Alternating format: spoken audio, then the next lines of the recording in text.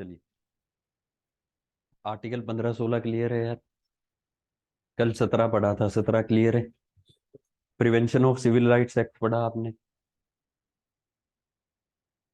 Protection of civil rights act यार, sorry. पढ़ लिया आपने protection of civil rights act? हाँ या ना? पढ़ लिया? गुड।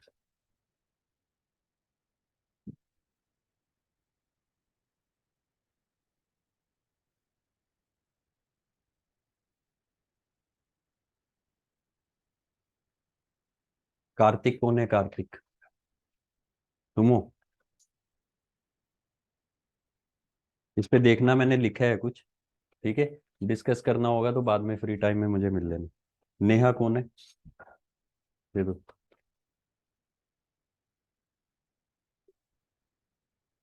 बैठे रहो, बैठे वहीं पे ही बैठ जाओ।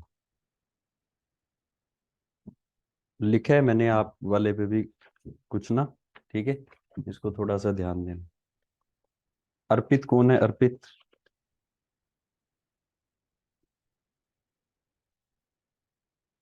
कम लिखा है तुमने, प्रोसीजर पूरा नहीं लिखा यार। साहिल परमार।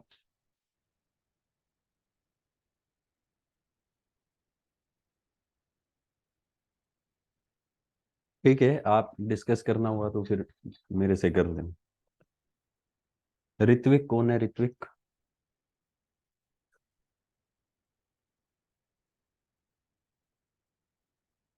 ठीक है, एक आध छोटी मोटी गलती है, देख लेना अपने भी अगर करना होगा तो। शगुन।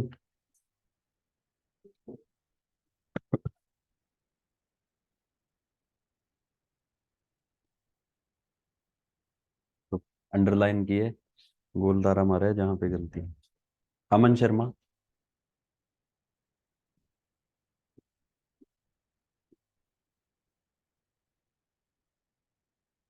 लो, दूसरा सही लिखा है, पहले में प्रोसीजर नहीं लिखा यार तुमने। पीयूष।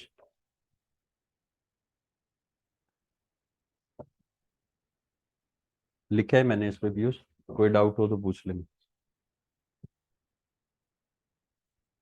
अंशुल। अंशुल कौन है यार? तुमने आंसर सही लिखे हैं, ठीक है, बट दूसरे सवाल में प्री रिक्विजिट्स ऑफ कॉन्स्टिट्यूशनलिज्म, इसको एक्सप्लेन क्यों नहीं किया यार किसी ने भी? दूसरा क्वेश्चन था what are the prerequisites of constitutionalism. आपने लिख दिया democratically framed constitution, active civil society, fundamental rights, सिर्फ हेडिंग लिखी है ना यार। इसको थोड़ा सा इलेबोरेट भी तो करो। ठीक है, आप इसमें लिखो कि डेमोक्रेटिकली फ्रेम्ड कॉन्स्टिट्यूशन से क्या होगा, लोगों की जो एक्चुअल विल होगी वो कॉन्स्टिट्यूशन में जाएगी, और लोग अपनी विल के अकॉर्डिंग गवर्न होंगे। फंडामेंटल राइट्स क्या करेंगी, स्टेट की पावर को रिस्ट्रिक्ट करने का काम करेंगे। ठीक है, इंडिपेंडेंट जुडिशरी क्या करेगी, चेक करेगी कि क्या लेजिस्लेचर या एग्जीक्यूटिव ने अपनी पावर को एक्सीड तो नहीं किया। फिर separation of power with checks and balances. ठीक है, नीचे एग्जाम्पल यार छोटा छोटा एक लाइन लिख देते हैं इसमें भी, ये किसी ने भी नहीं लिखा। और जहां पे मैंने आपको दिया था मर्जर ऑफ स्टेट्स, ठीक है, मर्जर ऑफ स्टेट्स में आपने लिखा, कई लोगों ने अच्छा लिखा, बट सिर्फ एक कैंडिडेट ने ये लिखा है कि जब आप दो स्टेट्स को मर्ज करेंगे तो आपको शेड्यूल 1 और शेड्यूल 4 में भी चेंजेस करने पड़ेंगे। किसी ने भी नहीं लिखा ना, सभी भूल गए। ठीक है, तो चलो कोई बात नहीं, मैं एक बार सभी दे दूं यार, ये मिक्स्ड हैं। ठीक है, कुछ आईआर के तो नहीं थे ना आपके? हाँ, मैं वो भी चेक कर दूं, दो मेरी पॉकेट में भी पड़े हैं। साहिल कौन है? साहिल तुम्हारा मैं चेक कर दूंगा अभी, ठीक है, आपको दे दूंगा। दिव्या। हाँ, ठीक है, बाकी लोग मुझसे ले लेना। आप लोगों को अगर कोई भी डाउट हो तो आप मुझसे क्लास के बाद पूछना, आपके टेस्ट में कोई भी हो तो।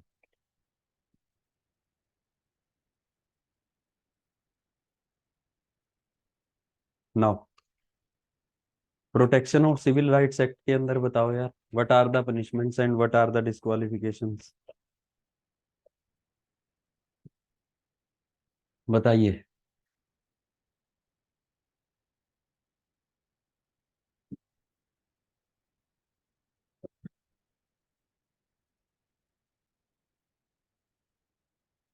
पढ़ा या नहीं पढ़ा? पढ़ा। बताओ फिर क्या पनिशमेंट है।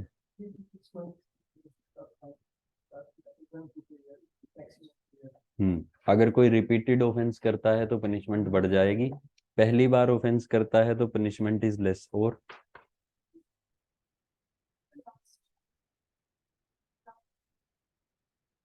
हाँ, ग्रांट्स वगैरह सस्पेंड हो सकती हैं अगर गवर्नमेंट ने दे रखी हो। और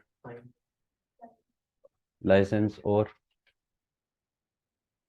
पासपोर्ट का है कोई, इलेक्शन से रिलेटेड है कोई डिस्क्वालिफिकेशन? चलिए पढ़ लिया ना एक्ट। ठीक है, चलिए now let us start article 18। Article 18 heading डालिए, abolition of titles. Article 18 abolition of titles.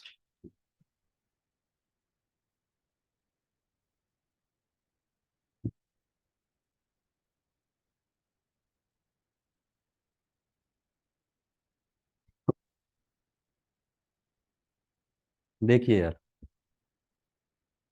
जो आर्टिकल 18 है, it is last article under right to equality. ठीक है, इक्वालिटी प्रमोट करने के लिए this is basically your last article, article 18। अब article 18 क्या बात करता है? आर्टिकल 18 बोलता है कि titles in our country should be abolished.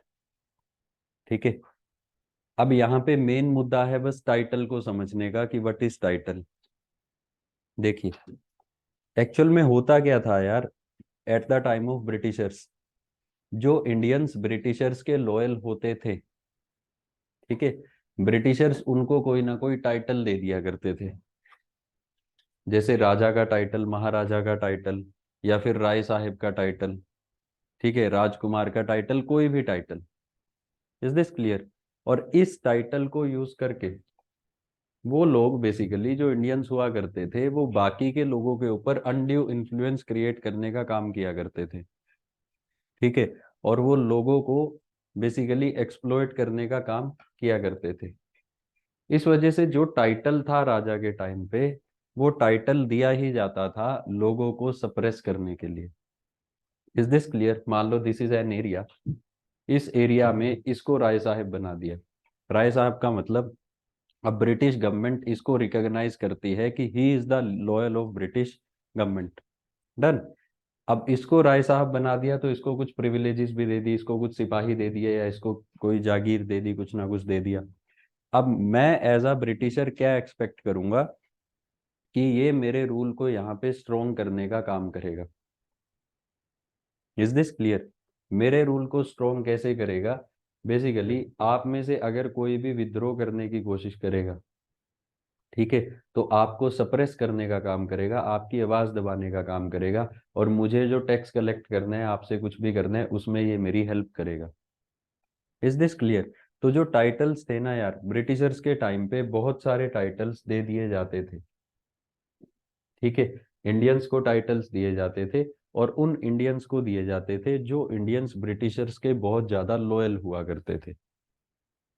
ठीक है, अब ये टाइटल चलते आ रहे थे, ये टाइटल हेरिडिटरी बन गए, कि राजा का बेटा राजा बन गया, फिर महाराजा का बेटा महाराजा बन गया, राय साहब का, राय बहादुर का बेटा फिर राय साहब और राय बहादुर कहलाने लगा सोसाइटी में।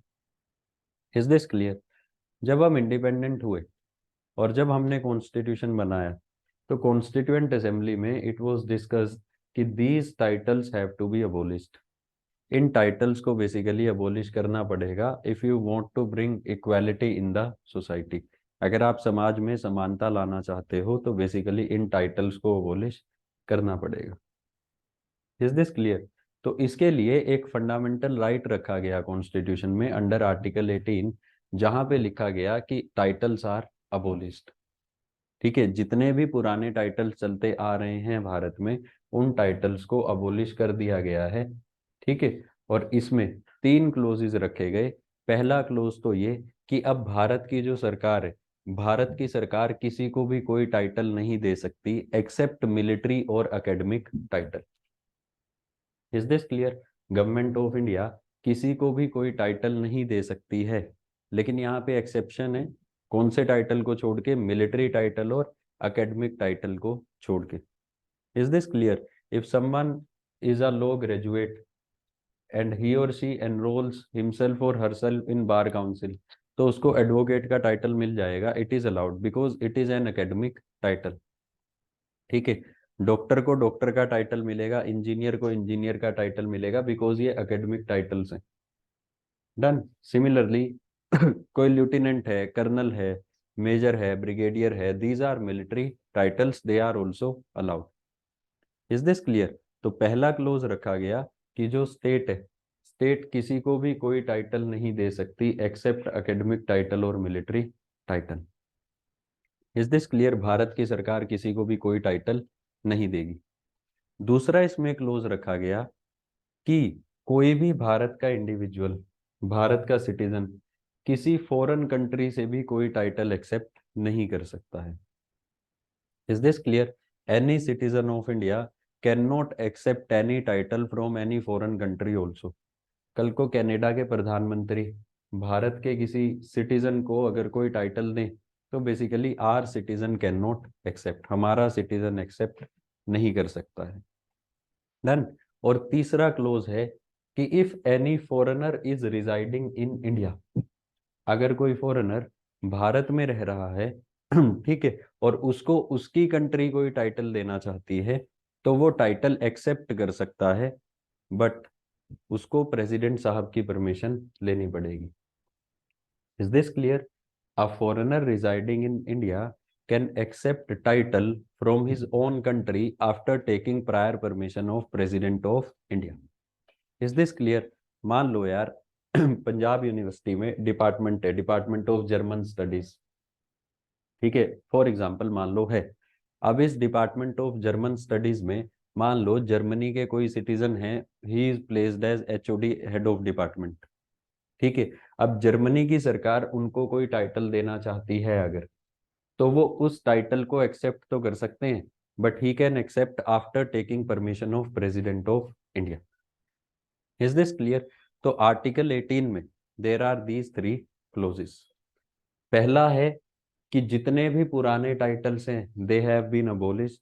अब कोई भी अपने नाम के आगे या पीछे टाइटल यूज नहीं कर सकता है, और स्टेट भी किसी को टाइटल नहीं देगा, स्टेट सिर्फ एकेडमिक या मिलिट्री टाइटल दे सकता है।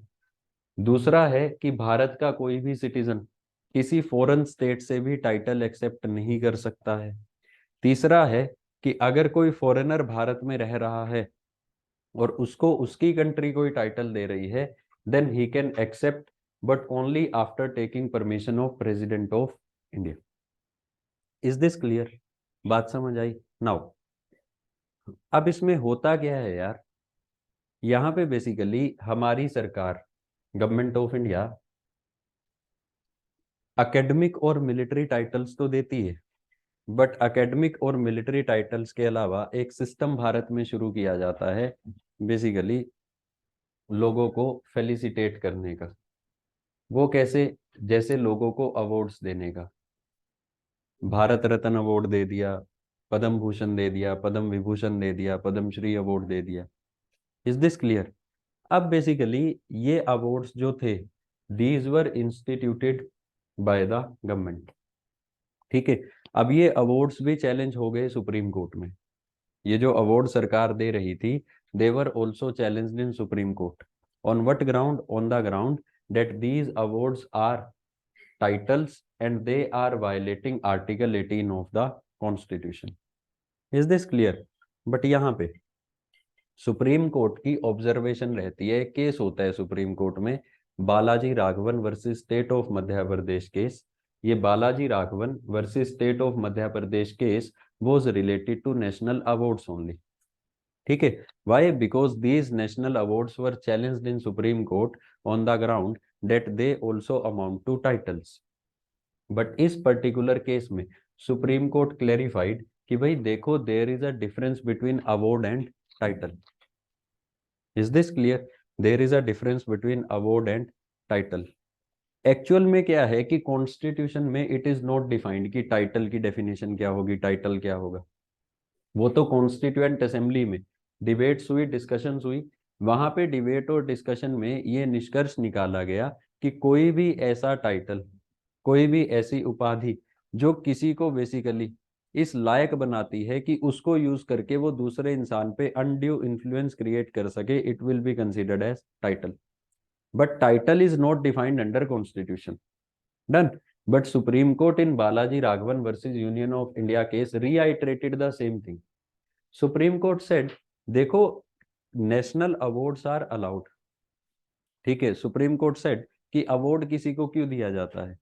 किसी को अवार्ड दिया जाता है उसकी अच्छी सर्विस को एक्नॉलेज करने के लिए, और ताकि दूसरे लोग भी इंस्पायर हों और दूसरे लोग भी अच्छे काम करने की तरफ आगे बढ़े, जिससे देश की ग्रोथ और डेवलपमेंट हो.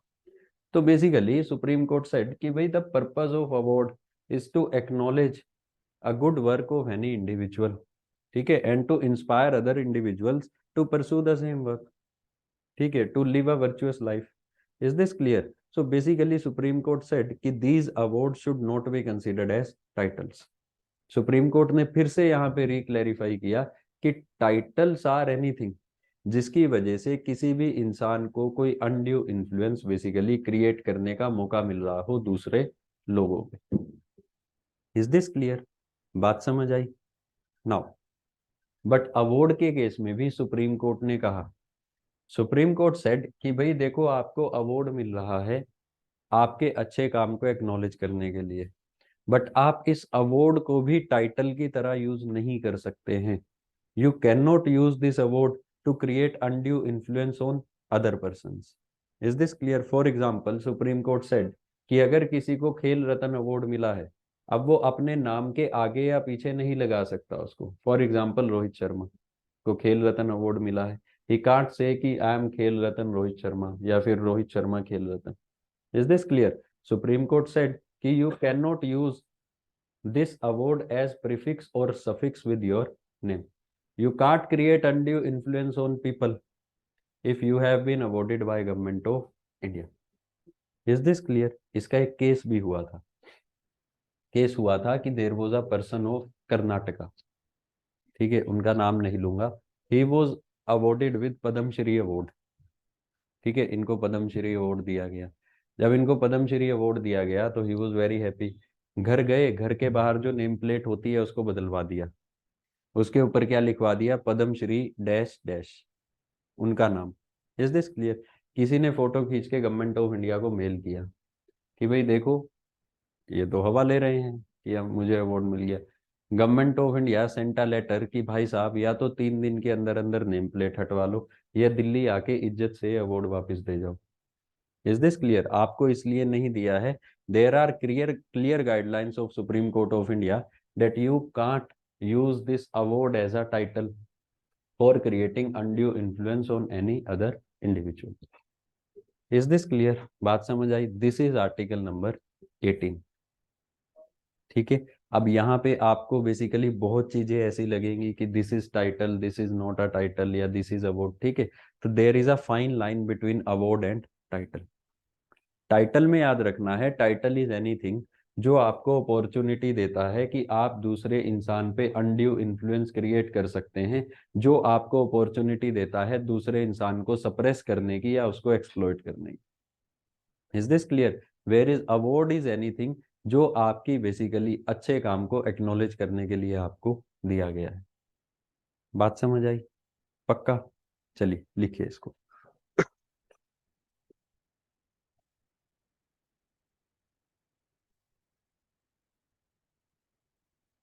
लिखिए. Article 18 abolishes Article 18 abolishes all the pre-existing titles, all the pre-existing titles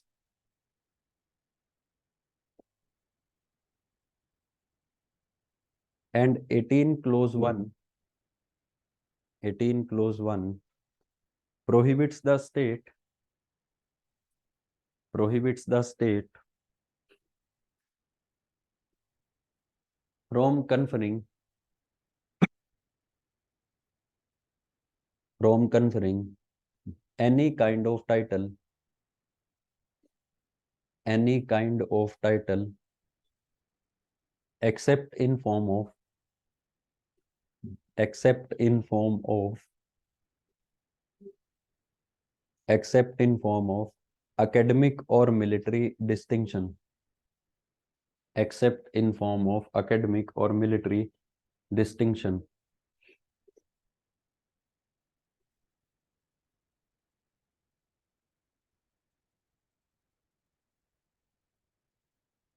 is this clear?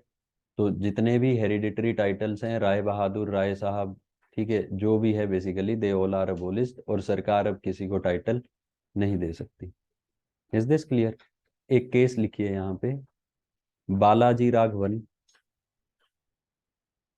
Balaji Raghavan versus union of India case है यार, स्टेट ऑफ मध्य प्रदेश नहीं है, Balaji Raghavan versus union of India case.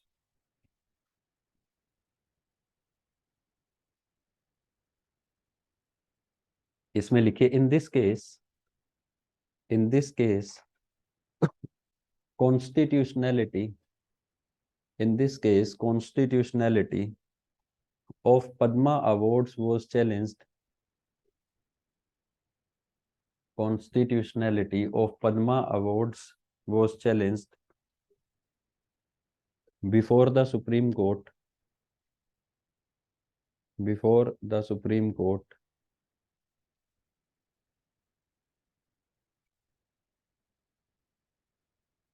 where Supreme Court held, where Supreme Court held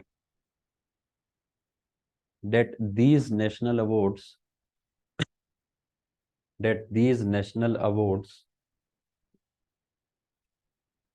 are not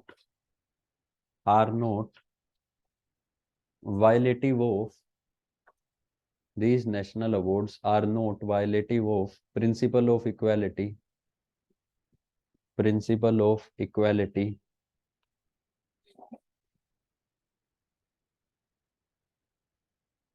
and they are provided,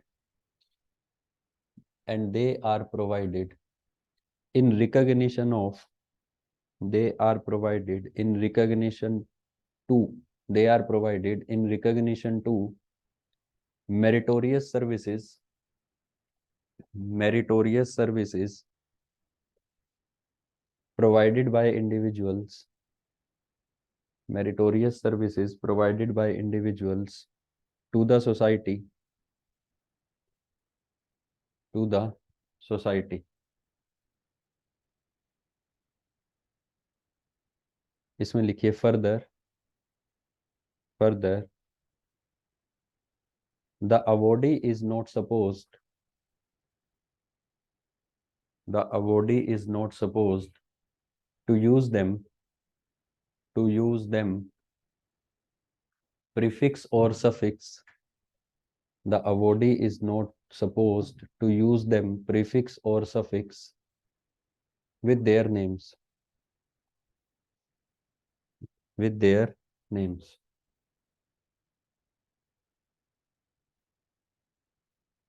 Is this clear?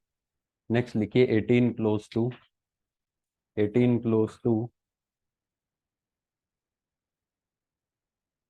इसमें लिखिए it prohibits citizen of India, it prohibits citizen of India from accepting any title, it prohibits citizen of India from accepting any title from any foreign state, it prohibits citizen of India from accepting any title from any foreign state.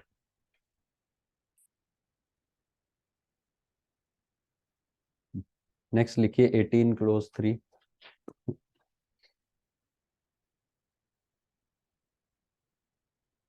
a foreigner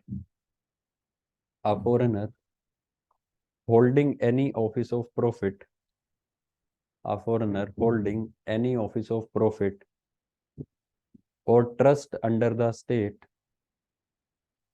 or trust under the state cannot accept any title, cannot accept any title from a foreign state can not accept any title from a foreign state without the consent of president, without the consent of president.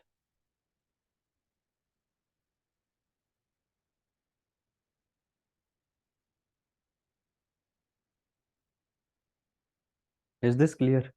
This is all about article number 18. इसमें कोई doubt कोई query है तो पूछिए।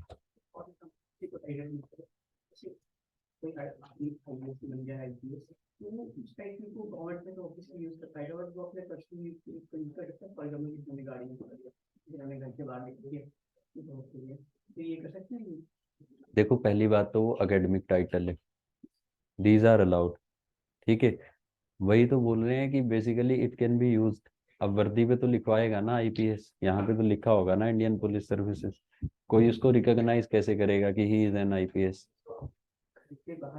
घर के बाहर लिखवाते हैं भाई, ठीक है, तो लिखवा सकते हैं। कैसे पता लगेगा कि ये किसका घर है? कैसे पता लगेगा डेजिग्नेशन क्या है? Is this clear? यहाँ पे टाइटल अबोलिश करने का मकसद ये था कि जो पुराने टाइटल्स ब्रिटिशर्स ने दिए, ठीक है। अब मेरे गांव में 3 लोग हैं जिनका नाम राजा है, आप अपना नाम ही राजा रख लो। टाइटल अबोलिश किया ना राजा का, लोगों ने नाम ही राजा रख लिया। मुझे एक लड़का जानते हैं जिसका नाम राय साहेब है। Is this clear? अब क्या क्या कर लोगे तुम उसका? ठीक है ना। कंटेक्स्ट इज कि बेसिकली जो हिस्टोरिकल इनजस्टिस थी, ठीक है, जो हिस्टोरिकल इनइक्वालिटी थी, उसको कहीं ना कहीं खत्म किया गया आर्टिकल 18 के थ्रू कि टाइटल सारे अबोलिश्ड हैं, अब कोई टाइटल यूज नहीं करेगा, ठीक है। फॉर एग्जाम्पल, आपके हिमाचल प्रदेश के चीफ मिनिस्टर थे, ठीक है, क्या नाम था उनका पहले? राजा वीरभद्र सिंह। अब देखिए, दिस राजा इज टाइटल, उनका नाम है वीरभद्र सिंह, ठीक है। जो पीछे राजा लगाना, this raja is title and constitution abolishes each such title. अब आप देखिए कि आप लोग राजा बुलाते हैं, ठीक है, क्या वो यूज करते थे अपने नाम के आगे या पीछे राजा? नो, ही कांट यूज, वो यूज ही नहीं कर सकते, because it would be amounting to violation of constitution of India. Is this clear? ये तो लोगों के बेसिकली रिस्पेक्ट है, आउट ऑफ रिस्पेक्ट लोग उनको बुलाते हैं राजा, जो भी बुलाते थे या बुलाते हैं, ठीक है। But this is title, these titles were abolished bye constitution. Constitution ने इक्वालिटी लाने के लिए इन टाइटल्स को अबोलिश किया। बट क्या इक्वालिटी आई? लोगों ने तो फिर भी नहीं छोड़ा राजा बुलाना। हिमाचल में तो बहुत फैन है उनके, जो भी राजा बुलाते होंगे। Is this clear? ये कहीं ना कहीं नैरो माइंडेडनेस है। अब कोई राजा नहीं है, मतलब मैं सिर्फ किसी को टारगेट नहीं कर रहा, बट नो बडी इज राजा now. We are living in a democratic country, ठीक है। आउट ऑफ रिस्पेक्ट लोगों की मर्जी है, लोग कुछ भी बुलाए, बट बेसिकली कॉन्स्टिट्यूशन से there is no raja. Saif Ali Khan क्या बुलाते हैं लोग? नवाब। Is this clear? कोई नवाब नहीं है। Constitution has abolished each and every title. मैं नहीं मानता सैफ अली खान को नवाब, ठीक है। और होगा अपने घर पे होगा, घर के बाहर नहीं है। Is this clear? बात समझ आई? तो basically these principles were enshrined in constitution to give a sense of equality to individuals। यहाँ पे तो हर हर तीसरे घर में तो नवाब बैठा था, कोई राजा बैठा था। बहुत सारी प्रिंसली स्टेट्स थी। हमारा वो टॉपिक रह गया है, उसको हम बाद में करेंगे। Integration of princely states and linguistic reorganisation of states, part 1 में हमने करना था, बट वो रह गया, उसको हम बाद में करेंगे। आप देखना कितनी प्रिंसली स्टेट्स थी, ठीक है। हर तीसरा आदमी राय बहादुर बना हुआ था। तो basically the असेंस of this article वो कि जितने भी पुराने टाइटल्स हैं उनको अबोलिश करना है। कोई भी ऑफिशियली यूज नहीं कर सकता। मैं आपको ये लिख के देता हूँ, आप वीरभद्र सिंह जी के घर जाना, उनके घर के बाहर भी राजा नहीं लिखा होगा, बिकॉज वो पढ़े लिखे हैं, ही नो अबाउट द कॉन्स्टिट्यूशन, उनको पता था कॉन्स्टिट्यूशन के बारे में, वो ऐसा काम नहीं करेंगे। तो लोग हैं जो आउट ऑफ रिस्पेक्ट उनको बुलाते हैं। Is this clear? अगर सैफ अली खान के घर के बाहर भी नवाब लिखा हुआ है तो आप लीगल केस कर सकते हैं उनके अगेंस्ट कि भाई हाउ हैव यू रिटन नवाब? कोई नवाब नहीं है, या अपना नाम बदलवा लो, नवाब रख लो अपना नाम। Is this clear? बट इस नवाब को एज अ टाइटल को आप यूज नहीं कर सकते हैं। बात समझ आई? चलिए, और कोई डाउट क्वेरी हो? ठीक है। अब मोदी जी बाहर जाते हैं, वो भी तो मोदी जी को कई अवार्ड्स दे देते हैं। ठीक है। तो basically they are also not titles. जो मोदी जी दूसरी कंट्री में जाते हैं ना, उनको लीग ऑफ ऑनर दे देते हैं अलग अलग। They are also not titles, they are also awards. Is this clear? बात समझ आई? बेसिकली मैं आपको बता तो रहा हूँ, because title is not defined in constitution कि टाइटल होगा क्या। तो सुप्रीम कोर्ट ने इंटरप्रिटेशन दी है, और कॉन्स्टिट्यूएंट असेंबली की डिबेट से पता लगता है कि टाइटल इज एनीथिंग जिसके थ्रू आप अनड्यू इन्फ्लुएंस क्रिएट कर सकते हैं, जो आपको अपॉर्चुनिटी प्रोवाइड करता है कि आप लोगों को एक्सप्लॉइट कर सकें, उनको सप्रेस कर सकें। Is this clear? बात समझ आई? चलिए, these were the articles under right to equality. Article 14 से 18, पहला फंडामेंटल राइट हमारा कंप्लीट हुआ, राइट टू इक्वालिटी। डन। इसमें कोई डाउट क्वेरी हो? नहीं है? चलिए, now let us move to next fundamental right, right to freedom. Right to freedom.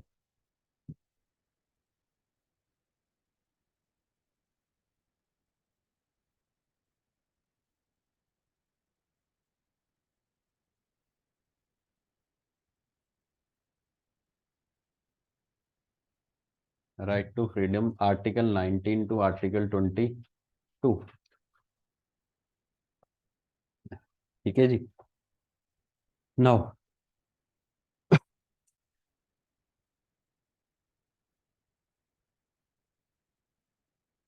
अब जो आर्टिकल 19 से आर्टिकल 22 तक है, इनका पर्पज है बेसिकली लोगों को फ्रीडम प्रोवाइड करना, लिबर्टी प्रोवाइड करना। ठीक है। तो सबसे पहले late us discuss article number 19। देखिए, पहले सुन लो फिर मैं डिक्टेट करा दूंगा। आर्टिकल 19 जो है यार, आर्टिकल 19 इज पहली बात तो available to citizens only. It is not available to foreigners. Article 19 सिर्फ भारत के सिटीजन्स के पास है। और जो आर्टिकल 19 है, आर्टिकल 19 हर एक सिटीजन को 6 डेमोक्रेटिक फ्रीडम्स प्रोवाइड करता है। आर्टिकल 19 भारत के हर एक सिटीजन को 6 डेमोक्रेटिक फ्रीडम्स प्रोवाइड करता है, 6 तरह का फ्रीडम प्रोवाइड करता है। डन। ओरिजिनली आर्टिकल 19 जो था, आर्टिकल 19 बेसिकली 7 फ्रीडम्स प्रोवाइड करता था, बट एक फ्रीडम आपसे ले लिया गया, हम सबसे ले लिया गया, और करंटली आर्टिकल 19 हर एक सिटीजन को 6 डेमोक्रेटिक फ्रीडम प्रोवाइड करता है। डन। अब ये 6 डेमोक्रेटिक फ्रीडम कौन कौन से हैं? सबसे पहला freedom is under article 19 clause 1 clause A. ये सभी सिटीजन्स को फ्रीडम देता है, freedom of speech and expression. Freedom of speech and expression. Is this clear? Second is 19 clause 1 clause B. ये सबको फ्रीडम देता है, freedom to assemble peacefully without arms. आप बेसिकली कहीं पे भी पीसफुल असेंबली कर सकते हैं, आपका फंडामेंटल राइट है। आप लोग कहीं पे भी इकट्ठा होना चाहें तो आप इकट्ठे हो सकते हैं, but your assembly should be, पहली बात पीसफुल, शांति होनी चाहिए उसमें, और दूसरी बात it should be without arms. ठीक है। किसी के पास भी किसी भी तरह का हथियार, आर्म्स नहीं होने चाहिए। Is this clear? Third freedom is freedom to form union, associations और कोऑपरेटिव सोसाइटीज, और कोऑपरेटिव सोसाइटीज। आपके पास फ्रीडम है कि आप बेसिकली कोई भी यूनियन बना सकते हैं, जैसे trade union, auto rickshaw union, market union. आप कोई भी एसोसिएशन बना सकते हैं, this is also your fundamental right. जैसे लॉयर्स की एसोसिएशन होती है, डॉक्टर्स की एसोसिएशन होती है, या फिर आप कोऑपरेटिव सोसाइटीज भी बना सकते हैं। दिस वी विल डिस्कस जब पढ़ेंगे। Done. Fourth is freedom to freely move in any part of territory of country. In any part of territory of country. आपके पास पूरा फ्रीडम है। फ्रीडम किस चीज का? फ्री मूवमेंट का, कि आप देश के किसी भी हिस्से में बेसिकली फ्रीली जा सकते हैं, you can freely move in any part of territory of country. Is this clear? आपको कोई भी नहीं रोकेगा। Done. Next freedom is freedom to reside और settle in any part of country.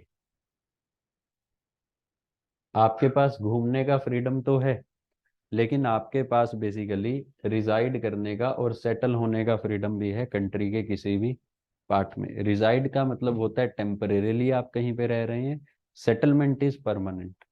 Is this clear? मैं मनाली घूमने गया, 4 दिन रहा, I resided in Manali for 4 days. Is this clear? फिर मैं वापस आ गया।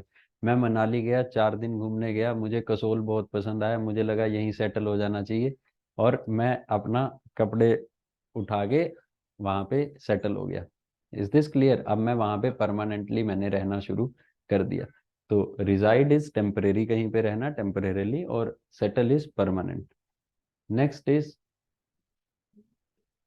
Freedom to manage and own property, but this freedom has been taken away. ये जो फ्रीडम है, ये फ्रीडम ले लिया गया है हमसे bye 44th constitutional amendment act 1978। जब हम डायरेक्टिव प्रिंसिपल्स पढ़ेंगे फंडामेंटल राइट्स के बाद, तब we will discuss in detail कि क्यों ये फ्रीडम हमसे लिया गया। ठीक है? जो राइट टू प्रॉपर्टी है, कि हम अपनी प्रॉपर्टी को खरीद सकते हैं, उसको मैनेज कर सकते हैं, ट्रांसफर कर सकते हैं, ये हमारा फंडामेंटल राइट था। बट अभी ये हमारा फंडामेंटल राइट नहीं है, इसको रिपील कर दिया गया है bye 44th constitutional amendment act 1978। क्यों किया, क्या सारा केस था, क्या सीन था, सब पढ़ेंगे डीपीएसपी में। Done. Last freedom is freedom to profess any occupation, trade और बिजनेस। सभी के पास फ्रीडम है कि वो कोई भी ऑक्यूपेशन, ट्रेड या बिजनेस अपने लिए चुन सकते हैं। Is this clear?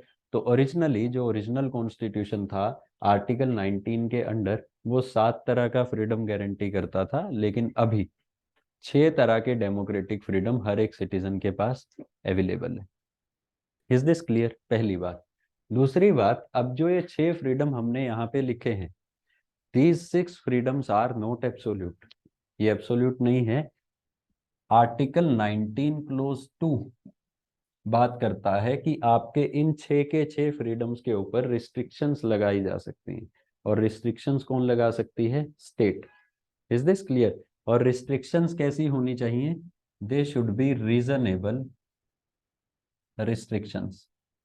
रीजनेबल का मतलब क्या होता है? कि जिसके पीछे रीजनिंग दी जा सके, जिसको जस्टिफाई किया जा सके कि इसलिए लगाई है। अनरीजनेबल रिस्ट्रिक्शन नहीं होनी चाहिए कि फालतू में ये कुछ बोल रहा था, मैंने कहा चुप हो जा, बोल ही नहीं सकता तू।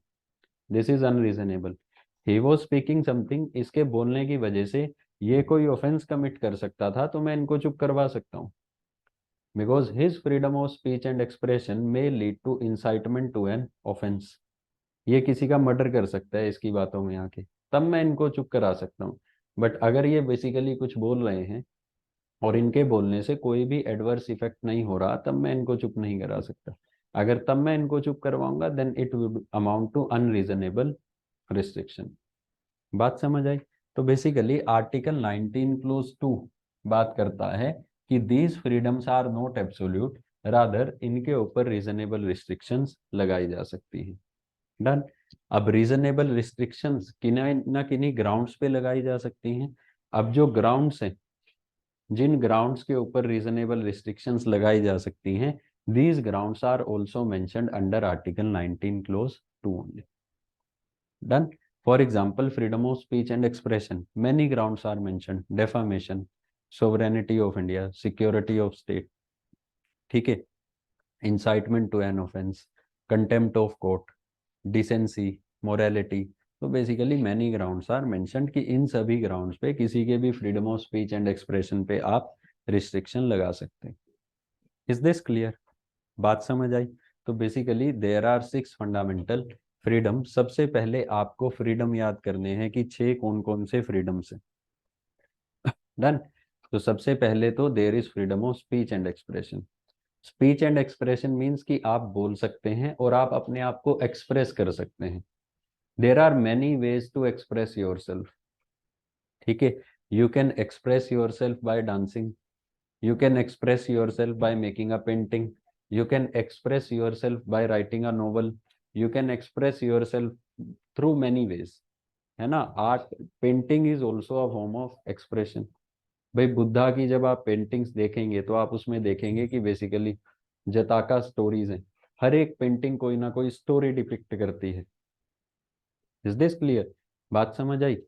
तो बेसिकली आपका पहला जो फ्रीडम है, फंडामेंटल राइट है, that is your freedom of speech and expression. Second is कि आप बेसिकली कहीं पे भी इकट्ठे हो सकते हैं, लेकिन वो असेंबली जो है it should be peaceful and you should not carry arms. आपके पास हथियार नहीं होने चाहिए। Peacefully assemble, this is also a peaceful assembly यार। It is your fundamental right, it is our fundamental right to assemble peacefully without arms. Is this clear? ये भी तो असेंबली ही है, हम सभी इकट्ठा हुए हैं किसी पर्पस के लिए। Is this clear? Third is your freedom to form union, association और कोऑपरेटिव सोसाइटीज। आप इकट्ठे होके बेसिकली कोई भी यूनियन या एसोसिएशन बना सकते हैं। This is also your fundamental right. मान लो सभी वकील इकट्ठे हो गए, तो सभी वकील सरकार के आगे अपना इंटरेस्ट रखने के लिए एक एसोसिएशन बना सकते हैं अपनी। ठीक है, आईएएस अधिकारी, आईपीएस अधिकारी, they can form their associations. ठीक है, इवन जो आर्म्ड फोर्सेस हैं, आर्म्ड फोर्सेस में जो बेसिकली जो सर्विंग पर्सोनल्स हैं वो तो कोई एसोसिएशन नहीं बना सकते। ठीक है, बिकॉज आर्टिकल 33 बोलता है फंडामेंटल राइट्स का कि जितनी भी आर्म्ड फोर्सेस हैं उनको फंडामेंटल राइट्स नहीं मिलेंगे, या फिर उनको मॉडिफिकेशंस के साथ मिलेंगे।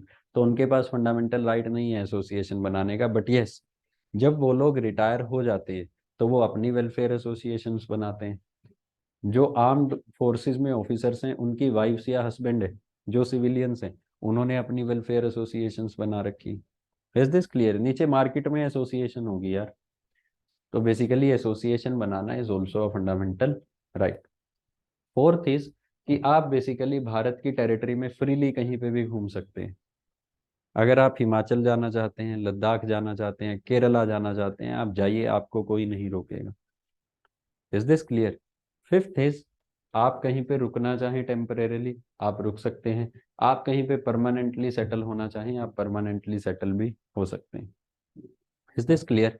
And your sixth freedom is कि आप अपने लिए कोई भी ट्रेड, ऑक्यूपेशन या बिजनेस चुन सकते हैं। आपको बेसिकली कोई भी कंपेल नहीं करेगा कि तुमने यही काम करना है। It is your personal choice कि आप अपने लिए क्या ट्रेड, ऑक्यूपेशन या बिजनेस चुनना चाहते हैं। Is this clear? अब एक एक करके फंडामेंटल राइट को उठाएंगे, इन फ्रीडम्स को उठाएंगे और बेसिकली देखेंगे कि इनको और ज़्यादा हम ब्रॉडली या इलेबोरेट करके हम इनको पढ़ने का काम करेंगे। Is this clear? ठीक है, तो लिख लीजिए, थोड़ा सा लिखिए।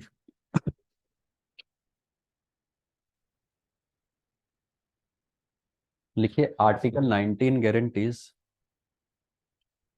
Article 19 guarantees 6 fundamental freedoms, article 19 guarantees 6 fundamental freedoms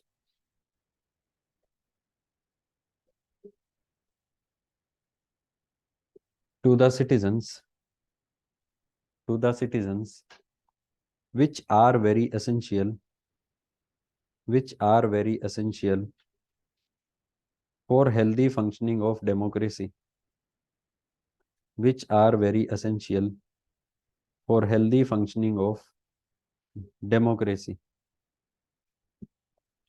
Originally, originally it guaranteed, originally it guaranteed seven freedoms, seven freedoms,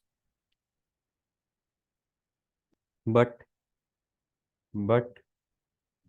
freedom to manage property, freedom to manage property was repealed by, was repealed by 44th Constitutional Amendment Act, 44th constitutional amendment act 1978। 1978। Is this clear? Now सबसे पहले लिखिए article 19 clause 1 clause A, freedom of speech and expression. Article 19 clause 1 clause A, freedom of speech and expression. Freedom of speech and expression.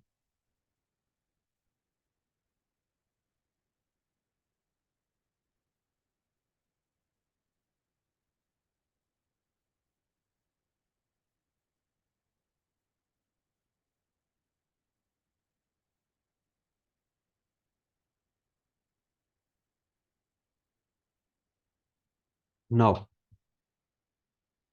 देखो यार सुनो, हमारे जितने भी fundamental rights है ना, इन फंडामेंटल राइट्स को बहुत बार इंटरप्रेट किया है जुडिशरी ने, सुप्रीम कोर्ट ऑफ इंडिया ने या किसी भी हाई कोर्ट ने। और जब जुडिशरी ने हमारे फंडामेंटल राइट्स को इंटरप्रेट किया है, तो जुडिशरी ने बहुत सारे फंडामेंटल राइट्स को और ज़्यादा ब्रोडन किया है, माने इसके स्कोप को और ज़्यादा इंक्रीज करने का काम किया है। ठीक है, सबसे ज़्यादा लिबरल इंटरप्रिटेशन जो हुई है किसी भी फंडामेंटल राइट की, वो है आर्टिकल 21। ठीक है, article 21 is right to life and personal liberty. बहुत सारे लोग सुप्रीम कोर्ट में गए अलग अलग सब्जेक्ट मैटर को लेके, अलग अलग केसेस को लेके, और इन्होंने सुप्रीम कोर्ट में कंटेंड किया कि क्योंकि मुझे ये चीज नहीं मिल रही, इसलिए मेरा राइट टू लाइफ खतरे में है। और सुप्रीम कोर्ट ने क्या किया, सुप्रीम कोर्ट ने राइट टू लाइफ को और ज्यादा ब्रॉड करते हुए सरकार से बोला कि इसको राइट टू लाइफ गारंटी करने के लिए, इसको जीने का अधिकार देने के लिए आप इसको ये चीज भी दो। अब जब सुप्रीम कोर्ट ने लिबरल इंटरप्रिटेशन की है, तब क्या हुआ कि किसी एक फंडामेंटल राइट के अंदर सुप्रीम कोर्ट ने बहुत सारे फंडामेंटल राइट्स को डिराइव किया है। Is this clear? For example, मेरे पास खाना नहीं है, मैं सुप्रीम कोर्ट चला गया कि देखो सर मेरा आर्टिकल 21 वायलेट हो रहा है। सुप्रीम कोर्ट ने कहा हाउ, आपका राइट टू लाइफ कैसे वायलेट हो रहा है? आई एम सेइंग कि मेरे पास खाना ही नहीं है, खाना ही अवेलेबल नहीं है, बिना खाने के मैं कैसे जी? सुप्रीम कोर्ट ने कहा कि right to food is a fundamental right under right to life. सरकार को कहा इसको खाना दो। डन। मैं चंडीगढ़ रहता हूँ, चंडीगढ़ में बहुत ज़्यादा पोल्यूशन हो गया, इंडस्ट्रीज लग गई और उन्होंने बहुत ज़्यादा पोल्यूशन कर दिया। I went to supreme court कि मेरा राइट टू लाइफ खतरे में है, मैं तो मर जाऊंगा। सुप्रीम कोर्ट ने कहा क्या हुआ? मैंने कहा पोल्यूशन हो गया, बहुत ज़्यादा पोल्यूशन है, कोई सर्वाइव ही नहीं कर सकता वहां पे। सुप्रीम कोर्ट ने सरकार से कहा कि right to safe and clean environment is a fundamental right under right to life. जाओ इसको सेफ और क्लीन इन्वायरमेंट प्रोवाइड करो, पोल्यूशन को कम करने के लिए काम करो। Is this clear? इस तरीके से सुप्रीम कोर्ट ने राइट टू लाइफ के अंदर बहुत सारे फंडामेंटल्स डिराइव किए हैं। इस बार यूपीएससी मेंस का सवाल भी है। ठीक है, स्कोप ऑफ किस तरह से सुप्रीम कोर्ट ने अलग अलग जजमेंट्स में स्कोप ऑफ आर्टिकल 21 को ब्रोडन किया है। ठीक है, बट ये तो हुई आर्टिकल 21 की बात। आर्टिकल 21 की सबसे ज्यादा लिबरल इंटरप्रिटेशन की गई है। आर्टिकल 21 के अंदर सबसे ज्यादा बेसिकली फंडामेंटल राइट्स को डिराइव किया गया है। Right to work, right to livelihood, right to shelter, right to clean environment, right against handcuffing, जो पुलिस वाले हथकड़ी लगा देते हैं। ठीक है, तो basically many rights have been derived by supreme court under right to life. But अगर राइट टू लाइफ के बाद मैं किसी दूसरे फंडामेंटल राइट की बात करूं जिसकी सबसे ज्यादा लिबरल इंटरप्रिटेशन हुई है, वो है आपका freedom of speech and expression. It is the second fundamental right after your right to life जिसकी सुप्रीम कोर्ट ने सबसे ज्यादा लिबरल इंटरप्रिटेशन की है। सुप्रीम कोर्ट में अलग अलग केसेस गए, उन अलग अलग केसेस में ये कंटेंड किया गया, इट वाज कंटेंडेड कि भाई देखो सरकार मुझे ये काम करने से रोक रही है, जिसकी वजह से मेरा freedom of speech and expression violate हो रहा है। और सुप्रीम कोर्ट ने उस चीज को डिराइव कर दिया कि this is also a fundamental right under your freedom of speech and expression. Is this clear? तो आर्टिकल 21 के बाद जो सबसे ज्यादा लिबरल इंटरप्रिटेशन अगर किसी फंडामेंटल राइट की गई है तो that is your freedom of speech and expression. Is this clear? बात समझ आई? Now let us discuss some cases. ठीक है, कि क्या क्या केस बेसिकली सुप्रीम कोर्ट में गए और कैसे कैसे केसेस सुप्रीम कोर्ट में गए। Is this clear? नाउ पहला केस देखिए जो सुप्रीम कोर्ट में गया, मैं डिक्टेट करवाऊंगा, अभी केसेस सुन लो। पहला केस जो सुप्रीम कोर्ट में गया, पहला नहीं मतलब पहला इंपॉर्टेंट केस जो सुप्रीम कोर्ट में गया, it was Naveen Jindal versus union of India case. Naveen Jindal versus union of India case. Naveen Jindal कौन है? He is a politician based in Haryana. Haryana के एक पॉलिटिशियन है। ठीक है, अब बेसिकली नवीन जिंदल क्या करते हैं यार? नवीन जिंदल अपना एक प्राइवेट ऑफिस बनाते हैं और उस प्राइवेट ऑफिस के ऊपर वो भारत का झंडा फहरा देते हैं। ठीक है, जो भारत का तिरंगा झंडा है उसको उस प्राइवेट ऑफिस के ऊपर लगा देते हैं। अब जब ये भारत का झंडा अपने प्राइवेट ऑफिस के ऊपर लगाते हैं तब क्या होता है, अथॉरिटीज इनको शो कॉज नोटिस भेज देती है कि भाई आपने कैसे बेसिकली अपनी एक प्राइवेट बिल्डिंग के ऊपर भारत का झंडा फहरा दिया, and this is not allowed. Actual में क्या था कि जब जो फ्लैग कोड ऑफ इंडिया था, तब फ्लैग कोड ऑफ इंडिया तब ये बोलता था कि जो भारत का झंडा है, the national flag can be hosted only on public buildings, only on government buildings, और आप उसको होस्टिंग भी कब कर सकते हैं? Only during day time. You can host national flag after sunrise and before sunset. Is this clear? बाद में फ्लैग कोड ऑफ इंडिया में चेंजेस किए गए। तो बेसिकली तब फ्लैग कोड ऑफ इंडिया बोलता था कि आप भारत के झंडे को सिर्फ सरकारी दफ्तर पे, सरकारी बिल्डिंग पे फहरा सकते हैं, कोई भी अपने प्राइवेट प्लेस पे भारत का झंडा नहीं फहरा सकता है। बट जब सुप्रीम कोर्ट, सॉरी, जब नवीन जिंदल ने अपना एक प्राइवेट ऑफिस बनाया तो इन्होंने भारत का झंडा अपने प्राइवेट ऑफिस पे फहरा दिया और अथॉरिटीज की तरफ से इनको नोटिस भेजा गया कि आपने ये कैसे फहरा दिया, this is violation of rule of law, आप ऐसा नहीं कर सकते। अब उस नोटिस के against Naveen Jindal approach supreme court of India और नवीन जिंदल कंटेंडेड कि भाई ये जो मुझे मेरी प्राइवेट बिल्डिंग के ऊपर भारत का झंडा फहराने से रोका जा रहा है, this is violation of my fundamental right of freedom of speech and expression. Is this clear? ये मेरे freedom of speech and expression का वायलेशन है। तो नवीन जिंदल कंटेंडेड कि by hosting national flag on my private building I am expressing my love, my feeling of patriotism and nationalism for my country. और basically मुझे अपनी feelings को express करने से कैसे रोक सकती है सरकार? Is this clear? सरकार ने अपने तर्क सुप्रीम कोर्ट में रखे, but after listening to the arguments supreme court derive that right to hosting national flag is your fundamental right under your freedom of speech and expression। और उसके बाद सरकार ने कोड में चेंजेस किए, फ्लैग कोड ऑफ इंडिया में changes किए, और उसके बाद बेसिकली अब कोई भी अपनी प्राइवेट बिल्डिंग पे भी भारत का झंडा फहरा सकता है। Is this clear? Why? Because supreme court declared that hosting the national flag is your fundamental right under your freedom of speech and expression. Is this clear? बात समझ आई? तो बेसिकली ये हो गया। ठीक है, अब ऐसे ही एक दूसरा केस गया सुप्रीम कोर्ट में। ये केस बड़ा अतरंगी सा था। केस में क्या था कि basically somebody was a victim, ठीक है, एक एक विक्टिम थे किसी क्राइम के। वो जो विक्टिम थे उनके बिहाफ पे एक पढ़ा लिखा इंसान आपके जैसा बेसिकली अथॉरिटीज से बहस कर बैठता है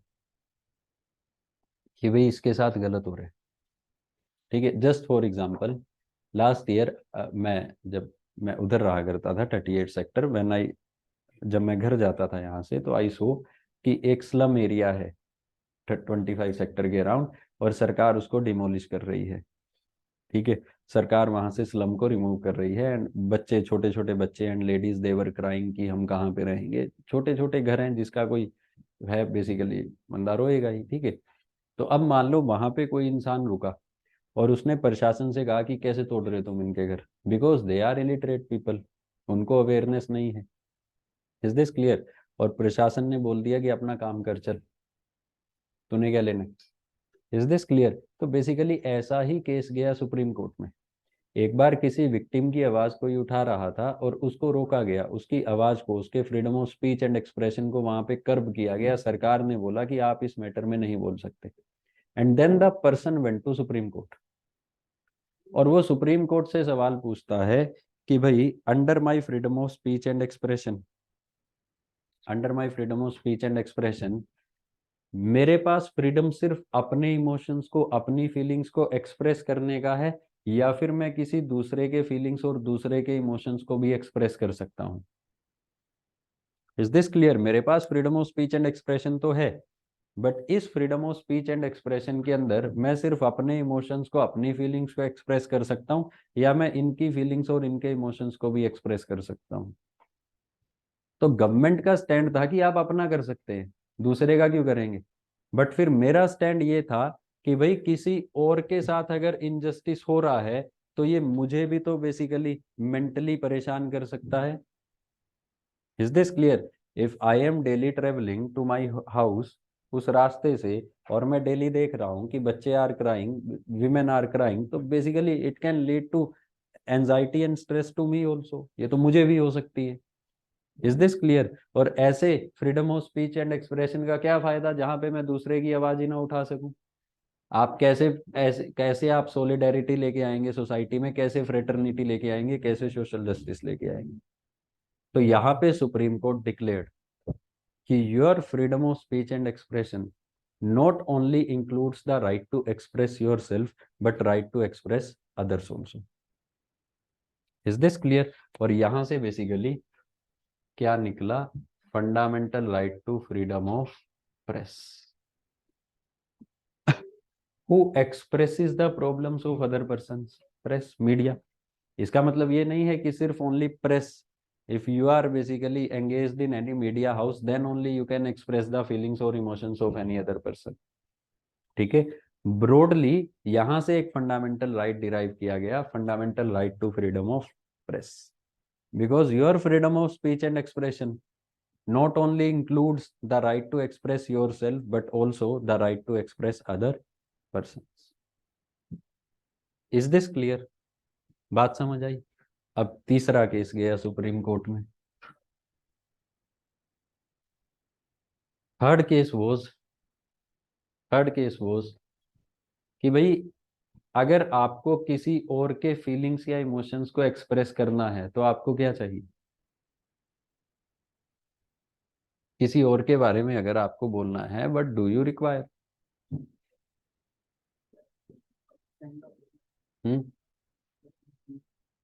कंसेंट चाहिए, और कुछ नहीं चाहिए। तुम्हारा नाम पीयूष है, आपका नाम क्या है? आपका? दिव्या, अमीषा के बारे में दो अच्छी बातें बताओ। Listen please. हम्म, स्वीट और फ्रेंडली। पीयूष तू बता, बता, बताओ बताओ।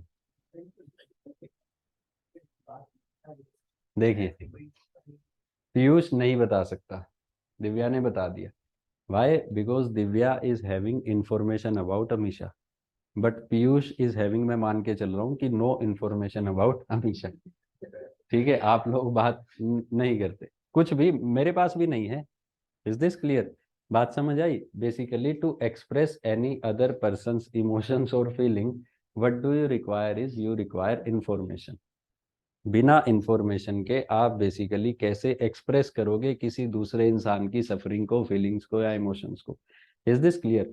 फॉर एग्जाम्पल, यही एग्जाम्पल ले लो, मान लो somebody is traveling, you are traveling on that particular road, वहां पे स्लम्स है, उन स्लम्स को बेसिकली वहां से हटाया जा रहा है सरकार की तरफ से।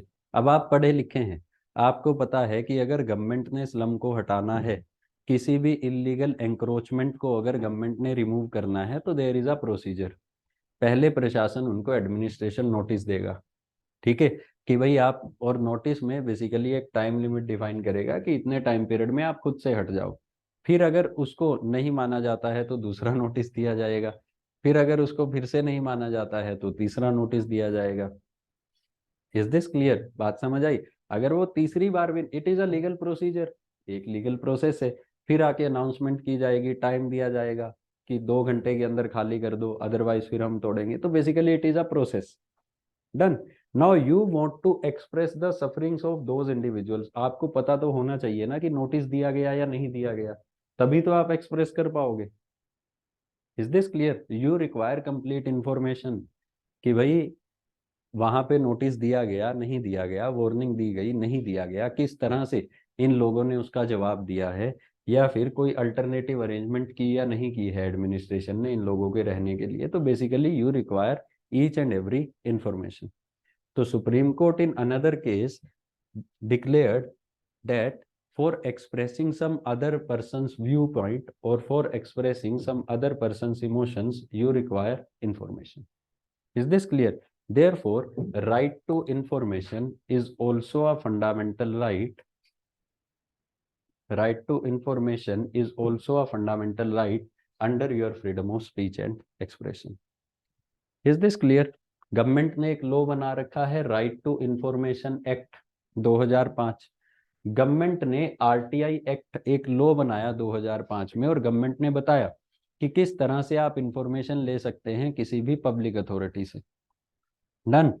अब राइट टू इंफॉर्मेशन एक्ट में बेसिकली प्रोसीजर इज डिफाइंड, ठीक है, और पूरा बेसिकली प्रोसेस बता रखा है कि किस तरह से आप किसी भी पब्लिक अथॉरिटी से इंफॉर्मेशन ले सकते हैं।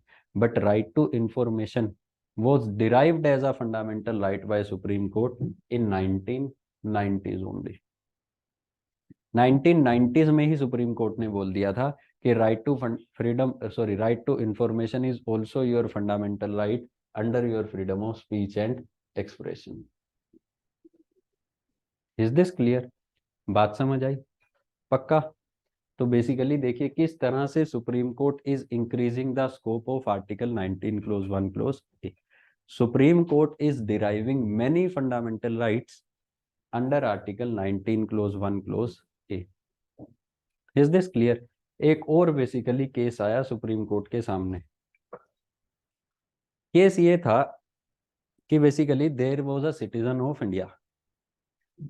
वो भारत का सिटीजन क्या करता है, भारत का सिटीजन भारत से बाहर ट्रेवल करता है, किसी फॉरेन कंट्री में गया होता है, और उस दौरान भारत में एक प्रॉब्लम हो जाती है कोई भी, ठीक है, जैसे मान लो गवर्नमेंट ने कुछ कर दिया, गवर्नमेंट ने कोई डिसीजन ले लिया, तो वो क्या करता है, वो बेसिकली उस प्रॉब्लम से रिलेटेड ट्वीट कर देता है कि भाई ये गलत डिसीजन है सरकार का। अब जब वो कंट्री में आता है, सरकार पकड़ लेती है कि भाई तू कैसे ट्वीट कर रहे। Is this clear? वो पर्सन कंटेंट करता है कि देखो I am citizen of India, तो मेरे पास freedom of speech and expression है, और मैंने उसका यूज करते हुए, अपने फंडामेंटल राइट का यूज करते हुए मैंने ये काम कर दिया। सरकार बोलती है कि भाई freedom of speech and expression Bharat के अंदर है, अमेरिका जाके थोड़ी ना है, तो वहां से ट्वीट कर रहे। ये मैटर भी सुप्रीम कोर्ट में जाता है, और सुप्रीम कोर्ट क्या बोलता है कि सिटीजन के पास जो freedom of speech and expression है, वो सिर्फ कंट्री की बाउंड्रीज के अंदर नहीं है, अगर वो बेसिकली अब्रोड भी जा रहा है तब भी उसके पास फंडामेंटल राइट रहेगा, fundamental right of freedom of speech and expression. Is this clear? बात समझ आई? अनदर केस, एक और केस, पांचवा। यहाँ पे क्या होता है यार, यहाँ पे सुप्रीम कोर्ट एक केस में डिक्लेयर करता है कि your freedom of speech and expression also includes freedom of dissent. Dissent कैसा? Political dissent. पॉलिटिकल डिसेंट का मतलब होता है कि भाई मान लो there is a political party, मान लो अभी बीजेपी की सरकार है, Modi ji is prime minister, Modi ji देश के लिए मान लो पॉलिसीज लेके आ रहे हैं, आपकी इकोनॉमी हो गई, तो मैं इकोनॉमिक पॉलिसी की बात करूंगा। अभी क्या हो रहा है, अभी बेसिकली प्राइवेटाइजेशन हो रही है, ठीक है, डिसइन्वेस्टमेंट हो रही है।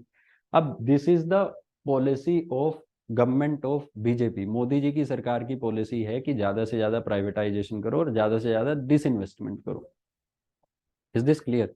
By the way, what is the difference between privatisation and disinvestment?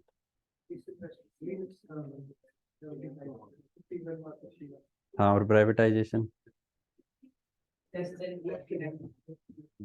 ठीक है, मान लो इनकी बेसिकली अभी ये पॉलिसी है, डन।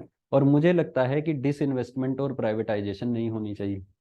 अगर गवर्नमेंट कंट्रोल नहीं करेगी किसी भी चीज को तो बेसिकली इनइक्वालिटी आएगी, you are moving towards capitalist system, मेरा ऐसा मानना है। मैं बोल नहीं रहा कि ऐसा हो रहा है, मेरा ऐसा मानना है कि बेसिकली इससे भारत में जो सोशलिज्म है, socialism will be impacted. Bharat को जो वेलफेयर स्टेट बनाने की बात की जाती है, वो सारा आइडिया बेसिकली डेल्यूट होगा, वो इम्पैक्ट होगा। Is this clear? तो क्या मैं इस डिसीजन को क्रिटिसाइज कर सकता हूं सरकार के? Yes. Under freedom of speech and expression I have right to political dissent. अगर मुझे बेसिकली सरकार की कोई बात पसंद नहीं आ रही तो मैं बेसिकली उसका क्रिटिसिज्म भी कर सकता हूं, और क्रिटिसिज्म के साथ साथ मैं एक अल्टरनेटिव पॉलिसी भी सजेस्ट कर सकता हूं। इज दिस क्लियर कि ऐसा नहीं ऐसा होना चाहिए, मेरे पास पूरा freedom of speech and expression. Is this clear? अब मान लो मैं एक पॉलिसी सजेस्ट कर दूं कि भाई सरकार को ज्यादा से ज्यादा चीजें कंट्रोल करनी चाहिए। Is this clear? क्या इस बेसिकली विचारधारा के बेसिस पे, इस अपनी आइडियोलॉजी के बेसिस पे मैं पॉलिटिकल पार्टी बना सकता हूँ? यस, बिल्कुल बना सकता हूँ। Is this clear? तो बेसिकली जो right to multi party democracy है, अलग अलग पॉलिटिकल पार्टीज जो भारत में बन जाती है, ठीक है, थोड़ा ब्रॉडली सोचो, जो अलग अलग पॉलिटिकल पार्टीज भारत में बन जाती है वो किस बेसिस पे बनती है? On the basis of different ideologies. Samajwadi बोलते हैं हम इस तरह से देश का विकास करेंगे, कांग्रेस बोलती है हम ऐसे देश का विकास करेंगे, बीजेपी बोलती है हम इस तरीके से देश का विकास करेंगे। सबका एंड गोल इज सेम, देश का विकास, डेवलपमेंट ऑफ कंट्री, बट सबका means is different. Is this clear? और डिफरेंट मीन्स कहां से आएगा? अगर आपके पास freedom of speech and expression होगा, अगर आप अपने तरीके को फ्रीली एक्सप्रेस कर सकेंगे लोगों के सामने। Is this clear? So basically freedom of speech and expression also gave rise to right to multi party democracy, जो पॉलिटिकल पार्टीज भारत में हैं। Is this clear? अभी भी अगर पॉलिटिकल पार्टीज की बात करें यार, तो कुछ political parties are leftist, some are rightist, और ये है सेंटर राइटिस्ट। देखो, लेफ्टिस्ट और rightist basically socialism, communism, capitalism. Is this clear? तो बीजेपी को बोला जाता है बीजेपी इज राइट सेंट्रिक, मतलब पूरी कैपिटलिज्म की तरफ इंक्लाइंड नहीं है, but it is inclined towards capitalism. आप पढ़ेंगे न्यूज़पेपर में भी कि राइट सेंट्रिक पार्टी है बीजेपी। कांग्रेस को बोला जाता है कांग्रेस इज लेफ्ट सेंट्रिक, मतलब Congress is inclined towards socialism.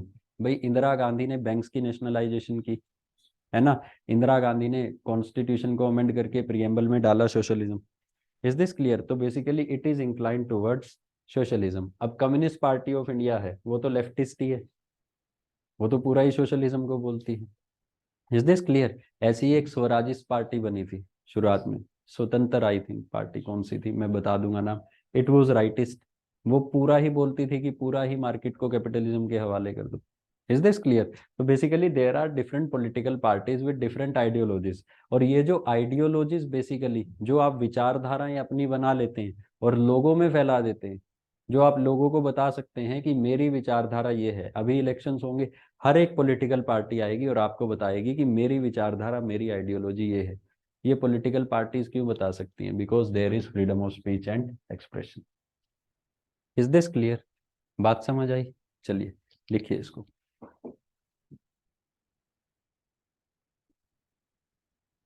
इसमें लिखिए। हाँ बोलो।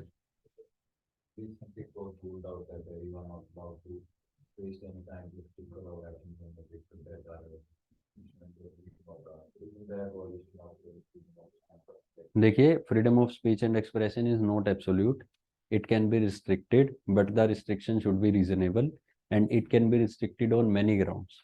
ठीक है, अभी आप इसको लिखो, फिर हम लिखेंगे कि what are the grounds for restrictions. अगर आपके इस फ्रीडम ऑफ एक्सप्रेशन को रिस्ट्रिक्ट किया गया है तो इन्हीं में से किसी ग्राउंड पे किया गया है। ठीक है, देखो, अब balance has to be maintained between your freedom, ठीक है, as well as order in the society. ठीक है, तो बेसिकली इस वजह से ये रिस्ट्रिक्ट किया गया है। अभी हम डिस्कस करेंगे ग्राउंड्स फॉर रिस्ट्रिक्शन। लिखिए। लिखिए, after article 21, after article 21 comma article 19 clause 1 clause A. देखो 21 पे सवाल आ चुके हैं मेंस में इसी साल। अगला 19 क्लोज ए पे हो सकता है। ये भी एक इम्पोर्टेंट और उसका फेवरेट एरिया है जहां से वो सवाल पूछ सकते हैं।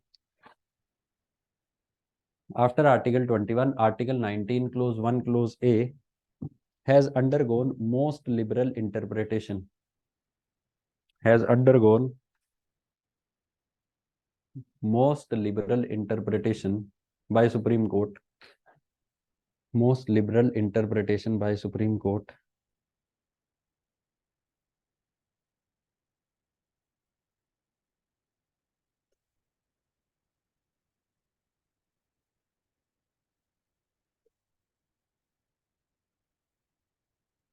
and Supreme Court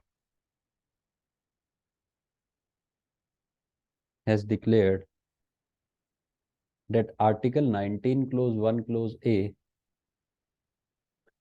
Article 19 clause 1 clause A is an inalienable, is an inalienable extension of, inalienable extension of right to life। ठीक है, ये भी राइट टू लाइफ की बेसिकली एक्सटेंशन है। For your right to life you also need freedom of speech and expression.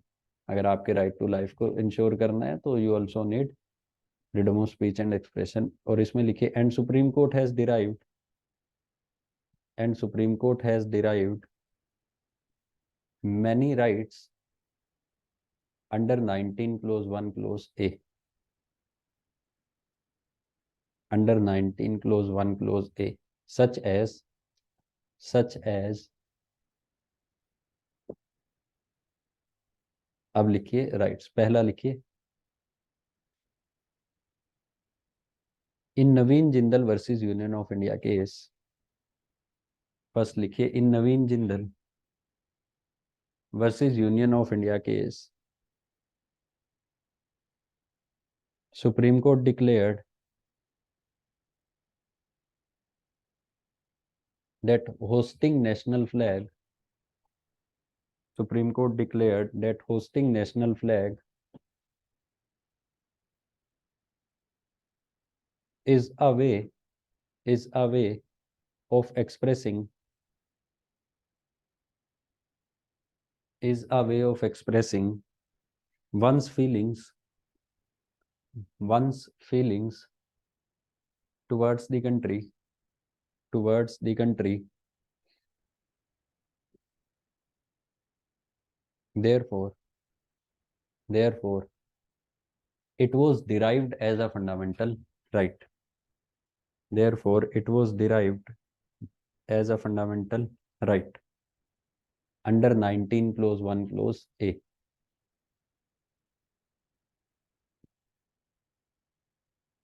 It was derived as fundamental right under 19 clause 1 clause a। Second लिखिए,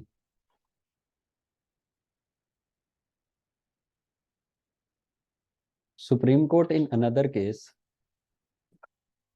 supreme court in another case held that, held that article 19 clause 1 clause A held that article 19 clause 1 clause a not only not only allows the citizens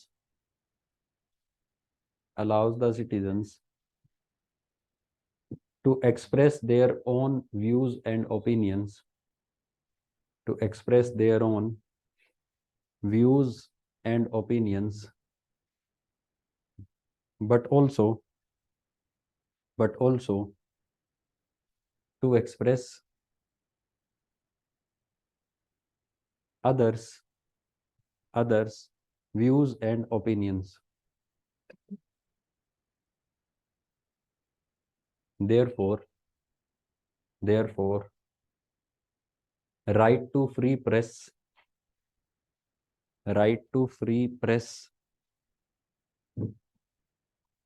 is also guaranteed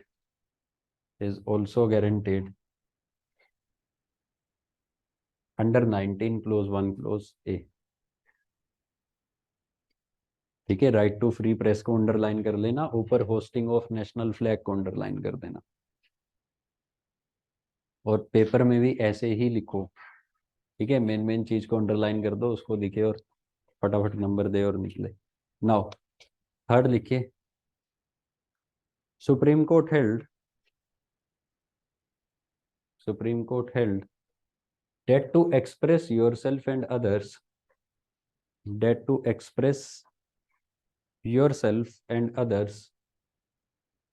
information is required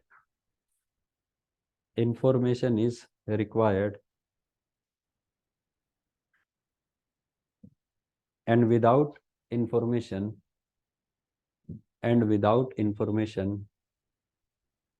one cannot express therefore it derived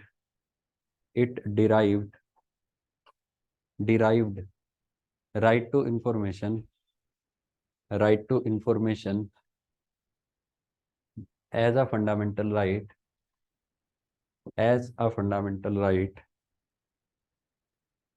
under 19 clause 1 clause a. under 19 clause 1 clause a.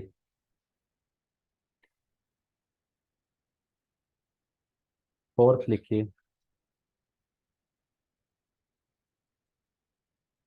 Supreme court held that this right, मतलब freedom of speech and expression, supreme court held that this right also includes the freedom of political dissent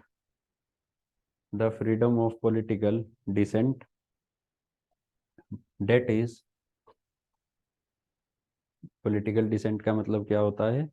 to differ from the views of government, that is to differ from the views of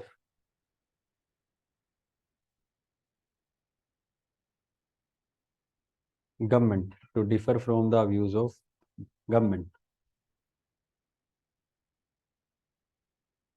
लिखिए। so from here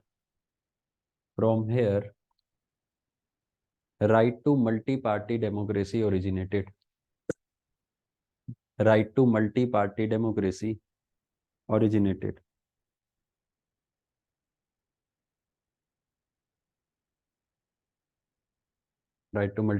democracy को भी underline कर लेना।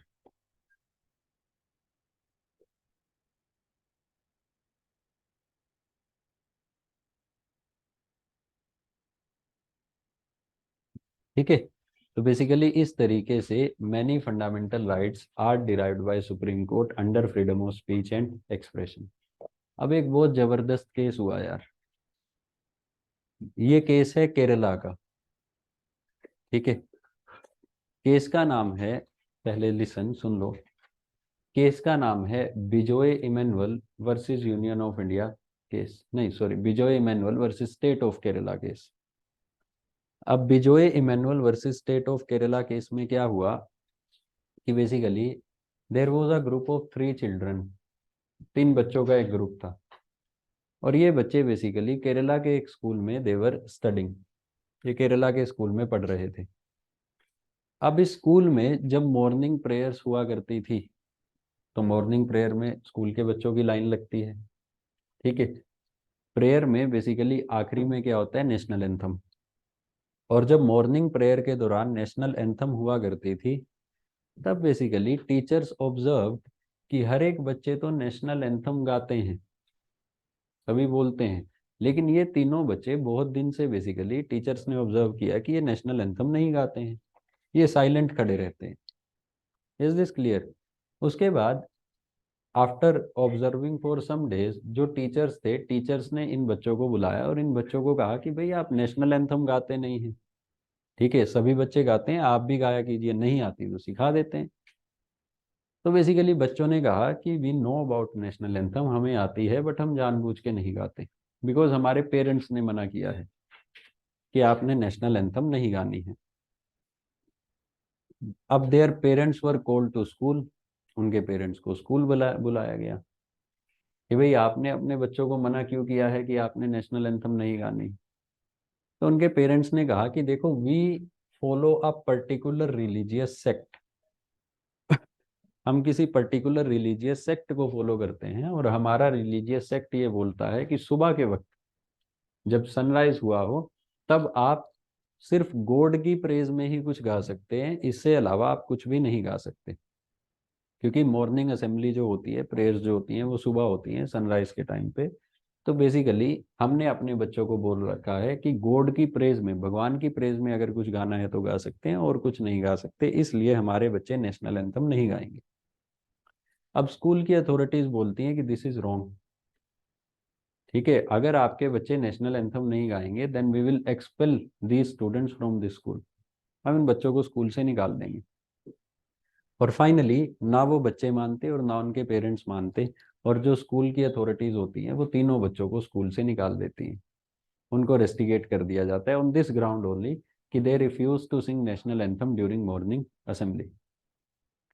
अब basically इन बच्चों के जो पेरेंट्स होते हैं वो सुप्रीम कोर्ट चले जाते हैं, और सुप्रीम कोर्ट में क्या जाके कंटेंट करते हैं कि हमारे बच्चों का फंडामेंटल राइट वायलेट किया है स्कूल की अथॉरिटीज ने।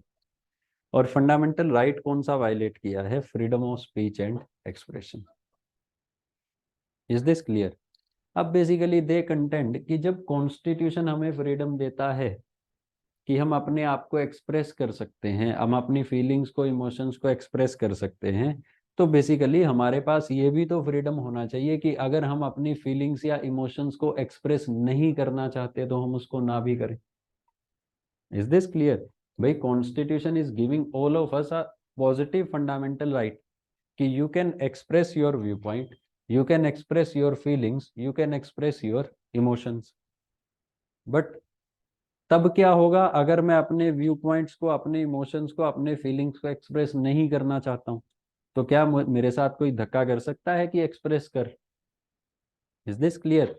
मुझे एक्सप्रेस करने से तो नहीं रोका जा सकता, because it is my fundamental right. Done. But अगर मैं नहीं एक्सप्रेस करना चाहता तो बेसिकली इस पर्टिकुलर केस में, Bijoe Emmanuel versus state of Kerala case में, सुप्रीम कोर्ट के सामने जो फंडामेंटल क्वेश्चन था, द क्वेश्चन वाज कि क्या आपका freedom of speech and expression also contains the freedom to remain silent. Is this clear? क्या आपको जो कॉन्स्टिट्यूशन गारंटी कर रहा है freedom of speech and expression, क्या इस फ्रीडम के अंदर आपके पास ये भी फ्रीडम है कि अगर आप चुप रहना चाहें तो चुप रह सकते हैं, यू कैन रिमेन साइलेंट? अब बेसिकली स्कूल की अथॉरिटीज और सरकार क्या कंटेंट करती है कि भाई it does not gives you freedom to remain silent, और बोलना पड़ेगा नेशनल एंथम अगर बोल रहे हैं। Is this clear? लेकिन फिर इधर जो पेरेंट्स होते हैं, पटिशनर्स होते हैं, वो क्या कंटेंट करते हैं कि it should contain the freedom to remain silent also. तो finally Supreme court in this particular case held that your freedom of speech and expression also contains freedom to remain silent, कि अगर कहीं पे आप चुप रहना चाहते हैं तो आप चुप भी रह सकते हैं। वाई? बिकॉज सुप्रीम कोर्ट बोलता है यार देखो, what is the purpose of giving fundamental rights. हमने शुरुआत में पढ़ा था, the purpose of giving fundamental right to citizens is overall development of citizens. It is to promote the spiritual growth, the intellectual growth and physical growth of any individual. Is this clear? तो basically अगर आप freedom of speech and expression के अंदर आप freedom to remain silent नहीं देंगे, तो very purpose of fundamental right will be defeated. ठीक है भाई, मैं चुप रहना चाहता हूँ because of my spiritual growth, मैं नहीं बोलना चाहता, तो आप मुझे कैसे मजबूर कर सकते हैं बोलने के लिए?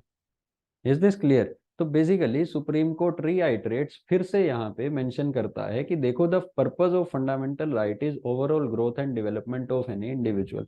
Purpose of fundamental right is to promote spiritual, intellectual and physical growth of any individual. Is this clear? और basically to promote the overall growth and development of any individual, the individual should also be given the freedom to remain silent under his freedom of speech and expression। अगर चुप रह के कोई grow कर रहा है, किसी की ग्रोथ आप इंश्योर कर रहे हैं, then the individual should be given freedom to remain silent. Is this clear? So in this particular case अगर आप चाहें तो इसको रीड भी कर सकते हैं गूगल पे पूरे केस को, ठीक है, फॉर योर इंटरेस्ट ओनली, वैसे मैंने आपको बता दिया। तो इस पर्टिकुलर केस में सुप्रीम कोर्ट ने बोला कि this freedom of speech and expression also contains a negative fundamental right to remain silent. Is this clear? अब एक काम होगा आर्टिकल 21 में। Article 21 is right to life. अब कोई जाएगा वो बोलेगा I want to die. Is this clear? तब देखेंगे सुप्रीम कोर्ट ने क्या बोला।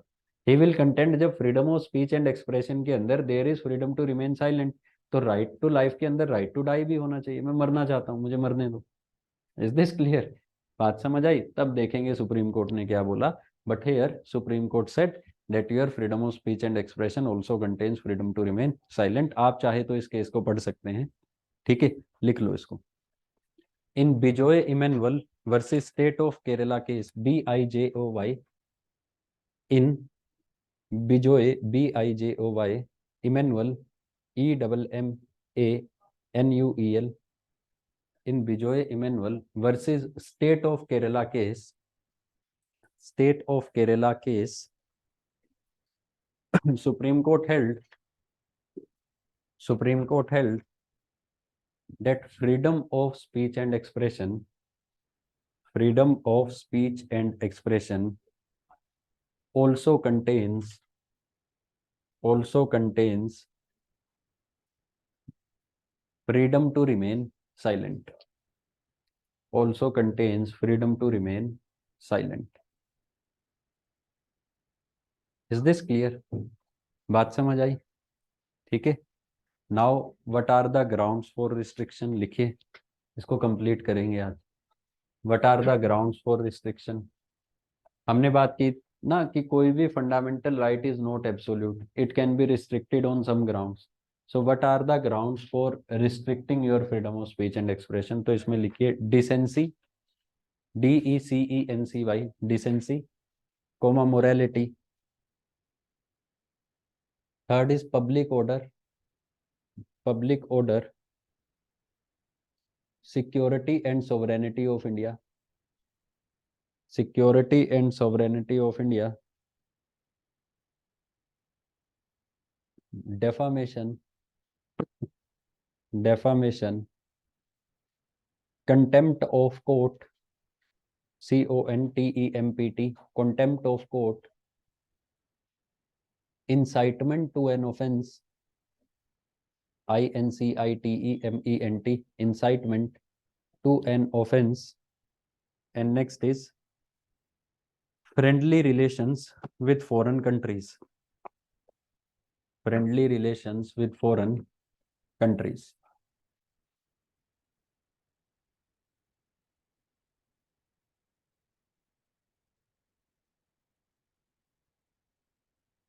Is this clear? बात समझ आ गई? ये ग्राउंड्स को मैं कल थोड़ा सा एक्सप्लेन कर दूंगा कि इनके मतलब क्या है, मैक्सिमम आपको पता होंगे, ठीक है। उसके बाद tomorrow we will do second freedom, freedom to form union, sorry, freedom to assemble peacefully without arms। is this clear? चलिए ठीक है जी, थैंक यू।